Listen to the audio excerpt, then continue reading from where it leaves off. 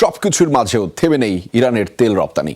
ওয়াশিংটনের দাবি অবরোধে থমকে গেছে তেহরানের তেল বাণিজ্য, কিন্তু প্রায় 22 কোটি ডলারের তেল ভর্তি এক সুপার ট্যাঙ্কার মার্কিন নৌবাহিনীর চোখ ফাঁকি দিয়ে পৌঁছে গেছে এশিয়া প্যাসিফিকে। এই ঘটনার পর প্রশ্ন উঠেছে যুক্তরাষ্ট্রের দাবি আর তথ্য নিয়ে। ইরানের অর্থনীতির লাইফলাইন বলা হয় হরমুজ প্রণালীকে। তেহরানের আমদানি রফতানি সিংহভাগই পরিচালিত হয় এই নৌপথ দিয়ে। শুধু ইরান নয়, বিশ্ব বাণিজ্যের জন্য গুরুত্বপূর্ণ এই প্রণালী। ইরান যুদ্ধ শুরুর পর ব্যস্ততম এই নৌ রুটে প্রায় 3 সপ্তাহ ধরে চলছে মার্কিন অবরোধ। প্রতিদিন $500 মিলিয়ন লোকসান হচ্ছে তেহরানের, এমন দাবিও করেছেন মার্কিন প্রেসিডেন্ট ডোনাল্ড ট্রাম্প।